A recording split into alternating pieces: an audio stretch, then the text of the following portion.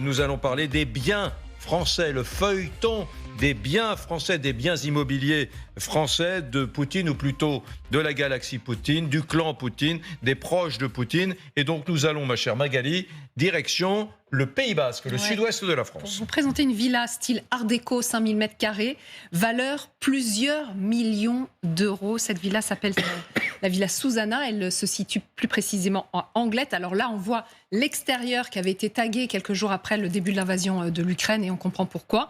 Elle a été saisie dans le cadre d'une enquête sur des soupçons de blanchiment aggravé par la justice française. Elle appartient donc, cette villa, au nouveau compagnon de l'ancienne femme de Vladimir Poutine. Donc c'est quand même une très proche, puisque Ludmila Poutine donc, a habité, est venue séjourner de temps en temps dans cette villa. L'enquête doit déterminer notamment si les fonds ayant permis cette acquisition ont une origine frauduleuse ou non. Alors on vous explique pourquoi il y a ces soupçons. Eh bien parce que cet homme, le nouveau compagnon de l'ex-femme de Poutine, est un homme d'affaires. Sauf que le problème, c'est que quand on gratte un peu, il a acheté 5,4 millions d'euros cette villa. Ensuite, il a réalisé des travaux chiffrés à 3,5 millions. Et l'ONG qui a porté plainte, et donc ça a donné lieu à cette enquête, dit qu'il y a un petit problème, puisque les activités de cet homme-là, les activités professionnelles, connues officiellement, ne génèrent pas de revenus suffisants permettant de justifier un tel train de vie avec des acquisitions pour plusieurs dizaines de millions d'euros. Donc, est-ce qu'il s'agit d'un bien mal acquis ou pas? Est-ce que vous aviez des informations sur cette villa? Alexei Venediktov. Bonjour, je pense que j'ai l'information comme tout le monde. Mais tout de même, je vais noter dans votre dossier que Madame Poutine est divorcée depuis 11 ans. 2013, effectivement. 2013. Cette villa a été achetée avant qu'il se marie. Ce n'est pas compagnon, c'est un mari. Ah, ils se sont mariés. Ils se sont mariés. Oui. Ils ont acheté avant qu'ils se connaissent. C'est la première chose. Voilà pourquoi, je ne sais pas, est-ce qu'il y a beaucoup de gens qui vous regardent, qui ont divorcé? Est-ce qu'on peut dire que c'est le clan, les femmes divorcées dans 10 ans? Mais tout de même, j'estime beaucoup le travail du tribunal parce que c'est la décision du tribunal, la première chose.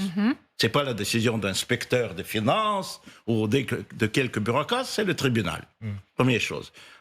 Et deuxième chose, bien sûr que c'est une affaire, je ne sais pas la juridiction, mais tout de même c'est une affaire politique absolument. Parce qu'il a acheté et fait ses travaux dans l'année 2013, 14, 15, et personne en France ici n'ont pas demandé si son argent sale. Est-ce que c'est oligarque russe? Mais quand la guerre a éclaté, en septembre 22, il y a une demande de l'enquête, on commençait à faire l'enquête. C'est intéressant. Autrefois, on ne s'intéresse pas aux affaires, aux agents Parce sales russes. qu'effectivement, il y a quelques biens russes en France. Il y a des villas, il y a des yachts, il y a des vignobles, il y a des chalets à Courchevel notamment. Et effectivement, c'est après le déclenchement de cette guerre qu'il y a eu pas mal d'enquêtes. Et il y en a une vingtaine en cours. Voilà. Il y a une petite... Mais alors attendez. Là, vous m'intéressez parce que tout à l'heure, j'ai pas compris quand on a parlé du clan Poutine. Vous dites finalement, les Français sont mal inspirés de venir l'embêter parce que c'est pas une maison du clan Poutine. Elle a été achetée autrefois. Avant le mariage, avant la connaissance même. C'est sa femme. Alors bon, ils ont divorcé. Elle a laissé tout, je ne sais pas tout, même les enfants à son mari, à président Poutine. Elle est partie pour 7 garçons. C'est un jeune homme qui est 20 ans de moins. 20 ans de moins. 20 ans de moins, voilà. C'est son cadet, oui. Mais encore une fois, c'est le travail du tribunal. Si c'est l'argent sale, c'est n'importe. C'est Madame Poutine ou n'est pas Madame Poutine. L'argent sale doit être géré dans les tribunaux. À votre connaissance, alors ok, très bien. J'entends votre argument, très bien. Deuxième question, à votre connaissance, Madame Poutina, est-ce qu'elle est, d'une manière générale, globale, est-ce qu'elle est aujourd'hui dans cette galaxie financière poutinienne où on récupère énormément d'argent, on fait des placements plus ou moins discrets, cachés au service de Poutine, les oligarques qui sont autour de lui, ou est-ce qu'elle est totalement sortie de ce monde-là, la première épouse qui vit à l'écart de ça? On ne peut pas sortir de Poutine totalement. On connaît très bien les choses, malheureusement. Mais ce que je sais, qu'il estimait beaucoup sa femme, après le divorce. Ça, je sais. Et il avait une blague chez les journalistes russes que s'il demanda de faire pousser les fleurs aux places rouges, il fera ça. C'est l'estime. Et ils ont les enfants et les petits-enfants ensemble. Je pense, dans votre question, que bien sûr, il y a les liaisons, peut-être avec son mode de vie, je dirais comme ça. Il n'a pas quitté là. Il n'a pas laissé, il n'a pas jeté là. Un mode de vie assez luxueux, on peut dire. Bien sûr. Hein, bien sûr, voilà, bien sûr, le luxe. Je vous passe le micro tout de suite. Juste une question sur vous, parce que ça fait un petit moment que vous n'êtes pas venu dans notre émission du soir. Vous veniez souvent avant. Monsieur Venediktov, je rappelle, journaliste, opposant, grande radio en Russie qui a fermé quelques semaines après l'invasion de l'Ukraine. Une semaine. Combien ? Une semaine. Une semaine seulement. Fermé, hein. Vous êtes resté longtemps en Russie comme journaliste d'opposition. Vous n'aviez plus votre radio, elle était fermée. Grosse radio très puissante, hein, l'Écho de Moscou. Voilà, vous êtes fait assez discret pendant des mois et des mois. Où en êtes-vous aujourd'hui ? Je suis là où j'étais le 24 février quand la guerre était lancée. Je suis à Moscou avec ma famille, avec mes collaborateurs qui sont restés à Moscou. Nous avons fait une chaîne à YouTube qui est maintenant à plus de 1 million d'abonnés. Et nous continuons notre travail parce que je peux vous dire que la guerre ne doit pas changer la profession.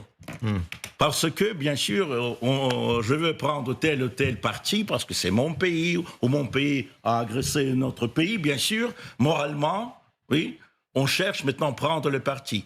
Dans quelques guerres, je suis revenu d'Israël hier.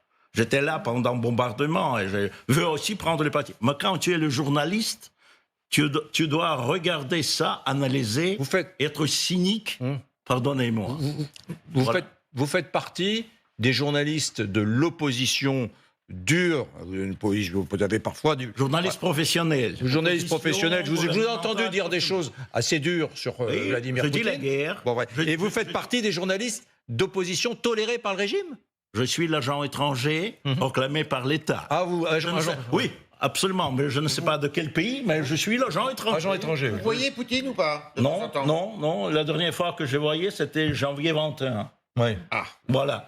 Non, je ne vois pas Poutine, mais je vois les bureaucrates au Kremlin qui aiment prendre un autre verre et d'autres verres pour collecter les informations. Ouais. C'est un travail professionnel. Bon. Vous vivez à Moscou, mais donc vous étiez au Proche-Orient il n'y a pas longtemps. Vous venez aussi en France et ce sont des missions professionnelles. Oui, c'est un travail parce que quand j'étais en Israël, j'ai rencontré les chefs d'opposition israéliens, les membres d'office du Premier ministre, quelques Palestiniens pro-israéliens, les familles des otages russes. Il y a 3 otages russes comme 3 otages français et je collecte l'information. C'est mon travail. Vous n'êtes jamais allé à Kiev pour voir Zelensky ? Non.